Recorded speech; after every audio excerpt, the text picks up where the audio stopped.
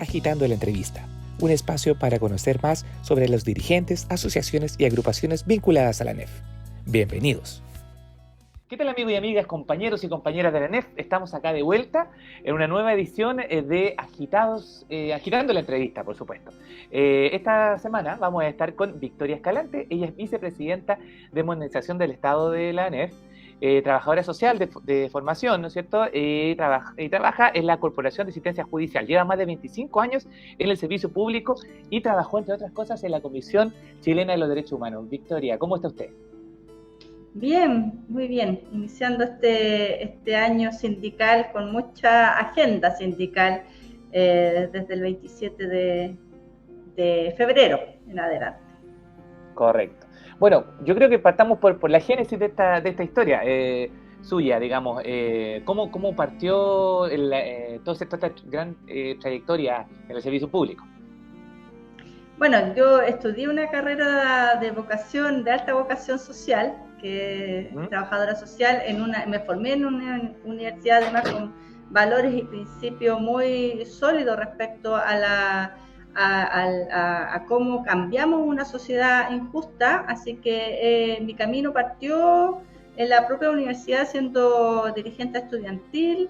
Posteriormente me suscribí a los derechos humanos, estuve en la Comisión Chilena de Derechos Humanos, y de ahí en adelante no he cesado en el servicio público, porque una vez que en el año 96 cierra la Comisión Chilena de Derechos Humanos, ya estando en democracia, nos ubicaron y estoy desde ahí en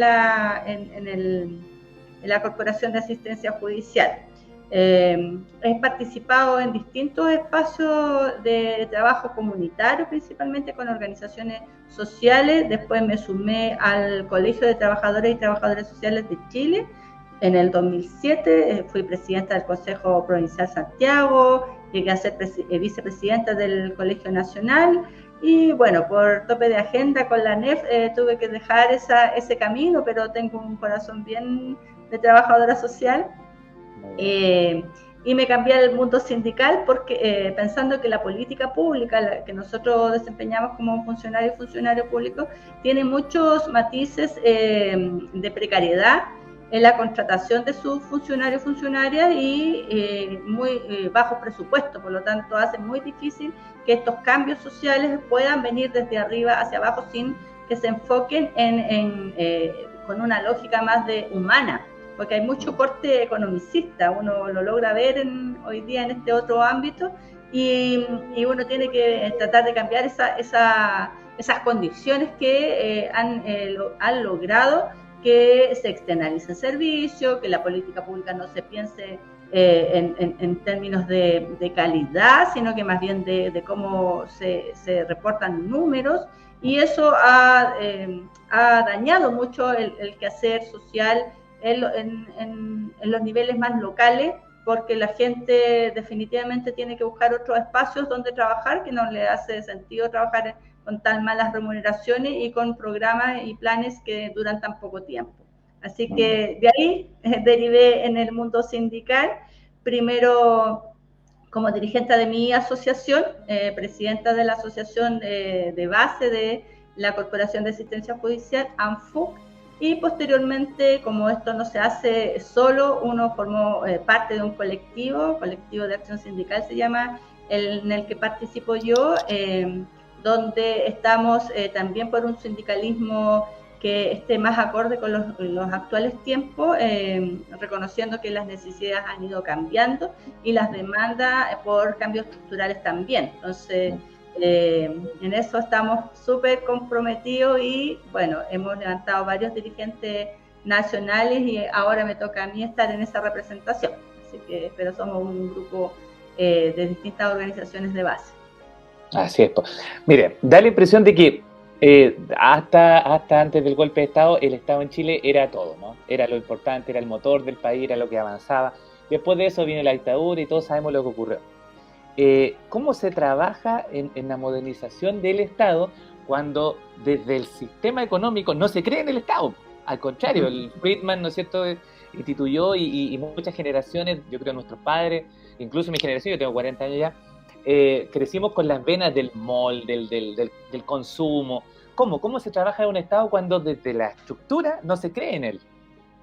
Mira, nosotros estamos en un modelo neoliberal que se intentó cambiar con el impulso que se dio en el estallido social. Entramos a un proceso constituyente que lamentablemente el 4 de septiembre capotó porque no se logró dar a conocer bien a nuestro pueblo que nosotros estábamos luchando por mejoras para ellos también, sino que ganó la mentira, ganó la propaganda de la derecha y hoy día lo vemos también en el fracaso que tuvo la reforma de Boric en el Congreso recientemente, donde ganaron los grandes capitales nuevamente que no quieren pagar mayores impuestos.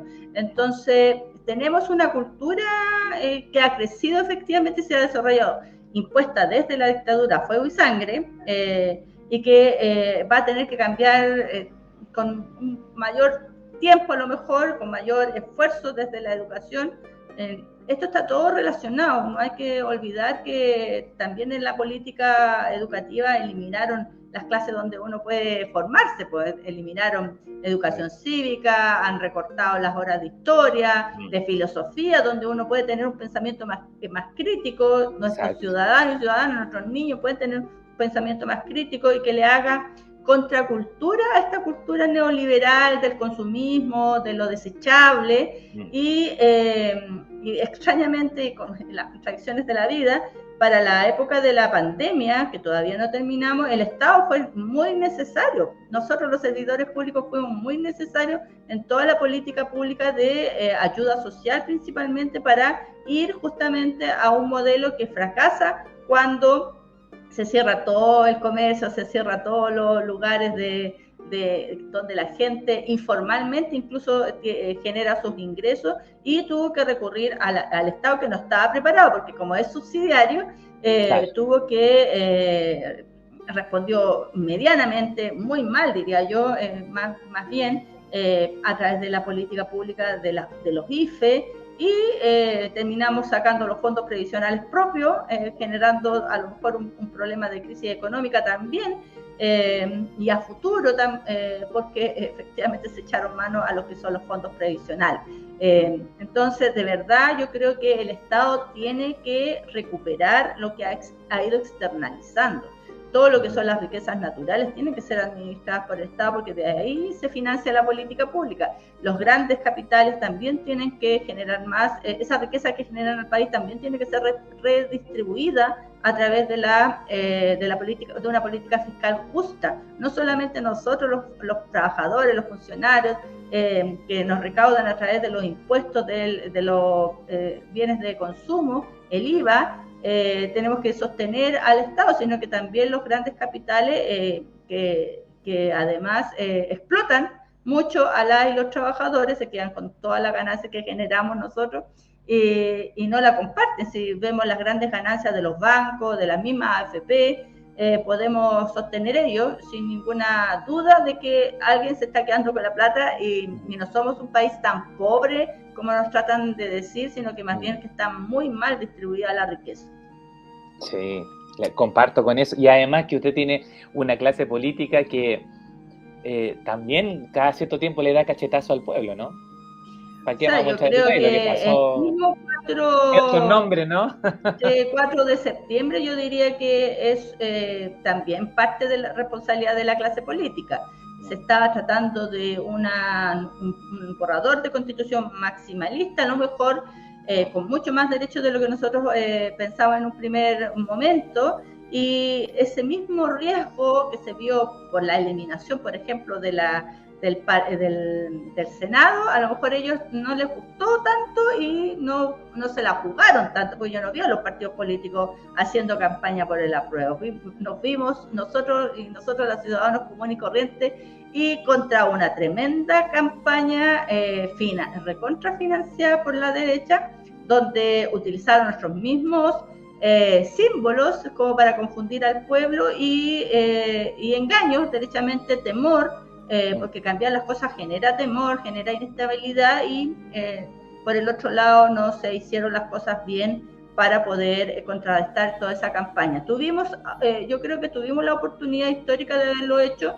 Hoy día estamos en otro proceso que yo no lo reconozco como proceso constituyente porque o sea, está hecho desde la misma élite. Sí, y desde la cocina mismos, que le y desde las mismas personas que se criticaron en el estallido social, que son la casta política que no tienen estas actuales condiciones. Por lo tanto, lo que pueda salir de ahí es muy, muy dudoso de que salga a beneficio del pueblo, y ya, insisto, lo vimos recientemente en el rechazo a la reforma previsional. Tributaria, y que podríamos decir que ni siquiera era la gran reforma tributaria, sino que era para recaudar mejor la evasión de impuestos y aumento uno que otro para los que reciben más. Por lo tanto, eso es un indicador que la derecha no quiere soltar absolutamente nada. Entre ellos mismos están peleándose ahí si quieren rebajar de impuestos más encima. Entonces nos ponen un pie difícil porque el Estado se tiene que financiar, y lo financia principalmente las personas que nos evadimos impuestos, que nos cobran el IVA, hasta los libros, todas las cosas básicas de alimentación que están absolutamente encarecidas hoy día por esta crisis económica, incluso mundial, podríamos llamarla. Y nosotros pagamos todos esos costos porque ellos tienen facilidades para evadir, para eludir y para además rebajar impuestos a través de varias figuras extrañas que ellos mismos se han hecho para mantener la riqueza en sus manos. Entonces es difícil ser funcionario público, además con esta mirada que nos ponen en nuestra contraparte. En el gobierno Piñera nos llegaron a llamar grasa del Estado, con esa denostación pública, y que cuando nosotros requerimos un movimiento sindical para mejoras, se nos viene en contra de la ciudadanía, porque obviamente son servicios públicos de primera necesidad. Entonces ahí necesitamos trabajar más con la alianza con la ciudadanía, porque en el fondo nosotros que militamos en un sindicalismo político sindical, que le llamamos nosotros, que estamos inmersos en una sociedad, no vamos solamente por los beneficios propios del bolsillo, como lo diría Clotario. Esa es el menor de las batallas. Nuestra batalla es la estructural, o sea, en los cambios estructurales, porque este Estado no resiste como está en la actualidad. Y yo lo puedo ver claramente en la agenda que nosotros tenemos como ANEF de descentralización, que no se puede avanzar en una descentralización con respeto a los derechos laborales, porque estos derechos laborales no se respetan en la actual estructura, en la actual modalidad. Hay mucha diferencia, hay mucha diversidad de formas de contratar en el Estado, y no todas tienen estabilidad laboral ni condiciones dignas. Y si no resolvemos esos elementos, es imposible avanzar en una descentralización como se espera en el mediano plazo, porque tampoco es un proceso que se puede abordar tan rápidamente. Son procesos largos que en otros países han demorado décadas para ver resultados al respecto. Uno de repente ve modelos de Estado y en general a mí me gusta mucho, por ejemplo, ver la Deutsche Welle, el France 24, canales internacionales, donde muestran que bueno, es otro mundo, es otro proceso, donde los modelos enseñan de que las principales empresas que generan riqueza en esos países son las empresas del Estado. Por ejemplo, la Volvo en Suecia es del Estado, no pertenece a un gran capital. ¿Cómo nosotros, bajo esa perspectiva, pensamos o soñamos o hacia dónde podríamos ir en este nuevo Estado que se necesita para Chile, para Latinoamérica? Insisto que es muy difícil plantearse en un modelo nuevo de empleo, de Estado que queremos, cuando el 4 de septiembre se nos golpeó fuerte al modelo que nosotros estábamos proponiendo como sociedad proveniente del estallido social, que era un Estado garante de derechos. Hoy día estamos nuevamente hablando en un Estado subsidiario, o sea, estamos en el mismo formato actual, mejorado, o versión 2.0 por parte de la derecha, que vendría siendo un barniz, no más, solo un barniz. Pero nosotros, por lo menos, no perdemos la esperanza de que nuestro norte es un Estado que promueva la justicia social, y no estas grandes brechas que genera la ausencia del Estado frente a los particulares que arrasan con las riquezas naturales, que arrasan con el medio ambiente, que arrasan con las condiciones laborales de sus trabajadores y trabajadoras, que no le llaman trabajadores y trabajadoras, que le llaman colaboradores. Entonces eso lo hace mucho más complejo y confuso para la misma gente, que en vez de creer que son trabajadores y por lo tanto saber que hay una relación distinta y desigual con tu contraparte, te llaman como colaboradores, como si fuéramos iguales. No somos iguales con nuestros empleados, pues si ellos son los que tienen el poder, nosotros generamos esa riqueza para otros y se supone que deberíamos recibir un sueldo digno para vivir. Este nuevo Estado, nosotros no dejamos de soñar que sea, ojalá, descentralizado, que permita efectivamente a los territorios tener mayor autonomía y democracia y control social sobre sus autoridades, que es hoy día lo que está fallando con los gobiernos regionales que se están recién implementando. Acá falta que nuestro pueblo sea mucho más participativo y consciente de que el poder lo tenemos nosotros, no solamente con el voto, sino que también con el control social y con la posibilidad de revocar autoridades, que eso también estaba en el proyecto borrador de la nueva Constitución, pero que hoy día deberíamos nosotros seguir impulsando, que no tenemos por qué aguantar autoridades electas efectivamente y democráticamente si es que estas salieron malas. Tenemos que tener esa capacidad de revocarlas. Este Estado no puede externalizar los servicios básicos, o sea, deberíamos haber recuperado el agua, deberíamos tener las empresas públicas de todos los servicios públicos, el transporte, la electricidad, deberían estar en manos del Estado para que no se especule ni se nos así exprima por el tema de los grandes costos que nos ponen, o los cortes que incluso ponen cuando las personas no tienen posibilidad de pagarlo. Entonces, hay tantas cosas que el Estado hoy día externaliza. Pensemos en FONASA, que hoy día están con los bonos de FONASA también pasándoselo a los particulares. Ayer nos pasaban el dato, no más que el Ministerio de Salud debiera preocuparse más de fortalecer los recintos hospitalarios que tiene, en vez de estar fortaleciendo a las clínicas que... Claro, porque ahí se va la plata del Estado a los particulares y esos particulares cobran caro. No hay mucha diferencia con lo que hizo durante el gobierno Piñera, cuando empezó a contratar residencias para los de COVID, sacando grandes cantidades de recursos del Estado para particulares que ni siquiera cumplieron bien con lo que estaban mandatados. Entonces, esa forma, cuando nosotros hablamos de modelo de modernización del Estado, estamos pensando que efectivamente hay tecnologías que ayudan a la ciudadanía, pero esa tecnología no puede sustituir a los trabajadores y trabajadoras públicos. Ojalá. No los puede sustituir.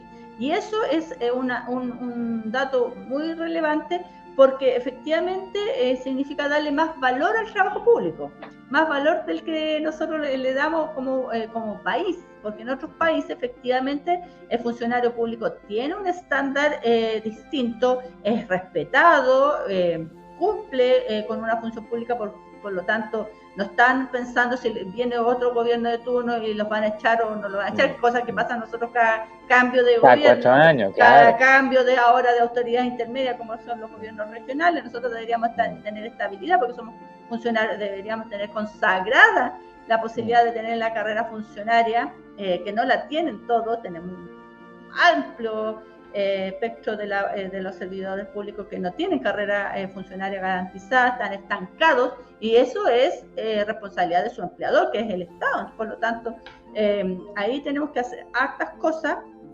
El reconocimiento, por un lado, la carrera funcionaria, condiciones dignas de trabajo, la posibilidad de movernos a lo mejor de un servicio a otro sin perder nuestra antigüedad, porque ahí habla del desarrollo profesional también, de poder aportar en otras áreas que no sea necesariamente la que uno partió, sino que puede moverse en los distintos espacios sin perder esta continuidad en el Estado, que hoy día se pierde. Y además que así como la seguridad pública, el tema de las pensiones debiera ser por una entidad estatal, nosotros, y ahí quiero ser clara, adquirimos lo que se mencionaba mucho en la coordinadora No Más AFP. Nosotros no estamos diciendo que eliminemos al sector privado de esta posibilidad, pero que sea una alternativa. Y si la gente quiere estar en el sistema público, que se cambie al sistema público, como de alguna manera, pero con una gestión bien regulada, fortalecida, y no con pocos recursos como hoy podemos ver a la salud, que en el fondo te ponen a competir con otro privado donde le llega todos los recursos, y por otro lado tenemos hospitales con camas sin poder usarse porque no tienen los suficientes médicos, y eso despotencia a la salud pública más que la fortalece. Claro. Y esa es la diferencia con nuestros países, porque en otros países todo va al sector público y tienen garantizado salud, educación, vivienda digna, trabajo decente por leyes laborales fuertes, y nosotros ni siquiera tenemos derecho de negociación. Entonces, eso como con grandes diferencias que nosotros tenemos, nos creemos un país moderno, pero nos falta... Pero yo creo que si tenemos un Estado así, no podemos considerar un país moderno, así parte de la OCDE y todo ese tipo de cosas que de verdad yo encuentro que Chile son espejismos, ¿no? Aquí se construyó un modelo de país hacia afuera que, claro, puede ser quizás que haya sido visto bien durante muchos años, sobre todo en la década del 90, pero hacia adentro, ¿cómo estamos? ¿Cómo estamos como sociedad hacia adentro? Con las pensiones, con la jubilación, con el sistema de Estado, con la educación, que es la clave, ¿no es cierto?, para el desarrollo humano, el desarrollo del pensamiento. Si nosotros podríamos acusar a nuestra sociedad en realidad, porque todos se creyeron el cuento, que por publicidad tendiente al engaño. Claro. Vendieron un producto de que nosotros somos los jaguares de Latinoamérica, y estos jaguares en realidad no éramos nada. Y es terrible porque uno lo ve desde adentro, que tenemos un Estado construido, como yo le llamo, a retazo. O sea, se le ocurrió algo, ya un programa aquí, otro programa desde acá, y vamos haciendo cosas extrañas, y al final somos un monstruo que para el tema, insisto, de la descentralización ha quedado mucho más en evidencia, porque para hacer este traspaso de competencia que está en el procedimiento que está en curso, se topa con estas otras debilidades que tienen los servicios públicos si se quiere cambiar de uno a otro, o sea, del gobierno central al gobierno subnacional, tenemos brechas así. Entonces, claro, no se puede avanzar en eso mientras no se subsanen, no se resuelvan los otros problemas. Y yo lo que he dicho como encargada del área, que aquí nos damos cuenta que si el Estado tuviera en todos los niveles, nacional, el centralizado, el subnacional y el local, que son los municipios, las mismas condiciones, las mismas garantías, ya no sería tanto trauma para los funcionarios públicos transitar de uno a otro, porque tiene garantizados los mínimos estándares en uno u otro lado. Pero acá la incertidumbre es mayor porque justamente no lo tiene garantizado. Las personas están en una forma a contrata, que se llama, donde su estabilidad laboral no está garantizada. Si se traslada para un lado, deja alojada la competencia allá, ¿qué pasa al retorno de ese servicio? Porque como no tiene las mismas condiciones, o haberse resuelto antes de haber impulsado este proceso de descentralización, uno podría tener mucha más certeza a los funcionarios públicos de que sus derechos laborales están garantizados. Y eso hoy día no es así. Estamos pasito a pasito, más cortitos, porque justamente este gobierno, con este nuevo ciclo político, se va a tener que hacer cargo de estas dificultades, que algunos expertos lo vieron venir. O sea, algunos expertos desde la academia habían señalado, y en otras partes del mundo así lo hicieron, que no se podría pensar en la descentralización administrativa, que es donde están los funcionarios públicos involucrados, sin haber pasado primero por la descentralización financiera, o sea, saber cómo se financia todo lo que significa el desarrollo regional. Entonces, aquí estamos al revés, pasamos de la descentralización administrativa sin reforma de la descentralización financiera. Entonces ahí es una gran complicación que a la chilena vamos a tener que, nosotros como ANEF, pujar para que podamos incidir de que queremos la descentralización, pero no con el costo que le puede significar a la y los trabajadores, porque eso finalmente pone en riesgo el objetivo final de la descentralización, que es el desarrollo territorial. O sea, si no se hace bien, vamos a quedar con un nombre más puestos aquí, pero sin el objetivo final. Entonces, nos interesa que salga bien y para eso hay que hacer cambios ultra necesarios a la política pública. Muy importante. Oiga, y bueno, ¿cuáles son justamente sobre ese mismo ámbito los desafíos de su cartera, por decirlo, de su vicepresidencia para este año? Bueno, al inicio del periodo que asumimos el año pasado, al instalarse el nuevo directorio ANEF, que tenemos 3 años nosotros en ejercicio, justamente nuestro desafío es resolver situaciones que nosotros como organización tenemos larga data de discusión y debate, pero que todavía no se ha logrado la síntesis. Por lo tanto, el desafío es lograr entregarle al país nuestro modelo de empleo de Estado. Porque nosotros creemos que esta forma como nos estamos relacionando con el Estado de Chile es una apuesta que ya no funciona, ya capotó. O sea, el estatuto administrativo dice 80% de planta y 20% de contrata, y resulta que nosotros tenemos invertidos esos números. El 20% recién son personas que están en planta y el otro 80% en inestabilidad laboral contrata, y además tenemos un bolsón gigantesco de honorarios y otras formas de contratación en el Estado, que son los códigos del trabajo. Entonces tenemos una diversidad.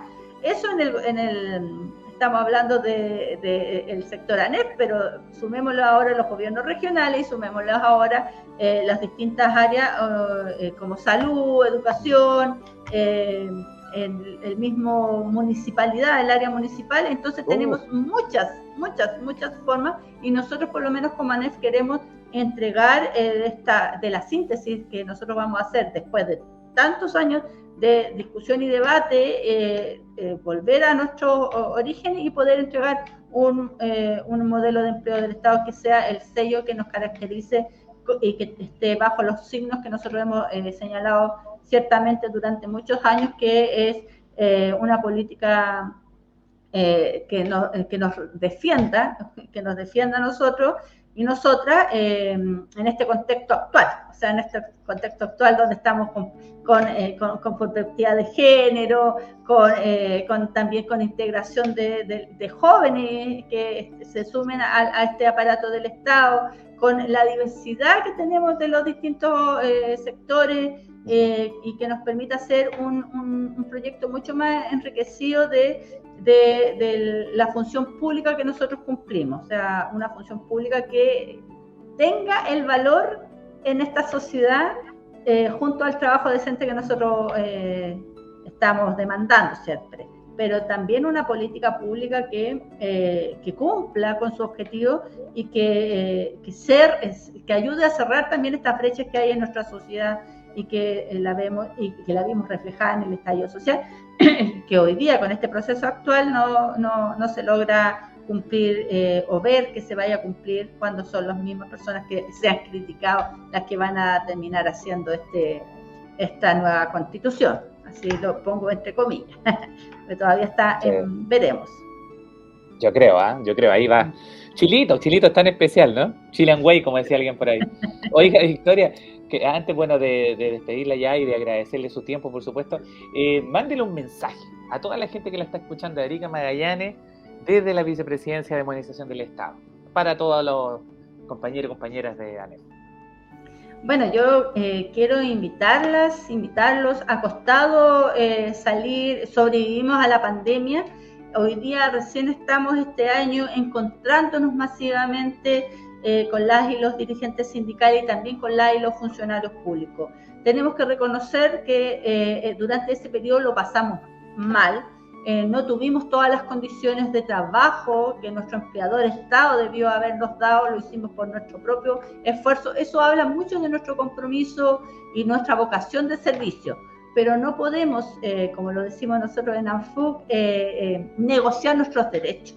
Nosotros tenemos que levantarnos hoy día con mucha más fuerza y convencidos de que nunca van a estar las condiciones ideales para negociar, pero por lo menos tenemos que intentarlo. En la lucha nosotros decimos que nunca nos han regalado nada, por lo tanto tenemos que ir preparando y fortaleciéndonos para que llegado el momento sepamos que la contraparte siempre es la contraparte, siempre nos va a tratar de esquivar nuestros derechos y contarnos un cuento que no queremos seguir escuchando. Por lo tanto, mi llamado y mi invitación es a convencernos que nosotros somos el poder de este Estado. Nosotros damos somos lo que le damos la cara a la ciudadanía y merecemos un respeto mayor y un reconocimiento mayor que no puede ser solamente palabra. El Estado lo hacemos entre todos y todas, los que estamos aquí de este lado sirviendo a la ciudadanía, pero también la ciudadanía que en otros momentos le toca estar también en malas condiciones siendo atendida por un Estado que no se preocupa por la calidad de los servicios públicos. Por eso tenemos que hacer alianzas estratégicas entre todos y todas, reconocer que somos diferentes, que tenemos distintas visiones, pero que nuestro norte es uno solo. Y ese norte tiene que ser el fortalecimiento del Estado y el respeto irrestricto de nuestros derechos como funcionarios y funcionarios públicos.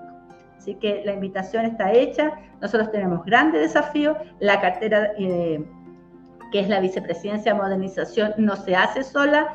Las invito a participar, a informarse de lo que estamos haciendo. El proceso de descentralización me ha tocado recorrer todo Chile, me quedaron 2 regiones por ir solamente, Magallanes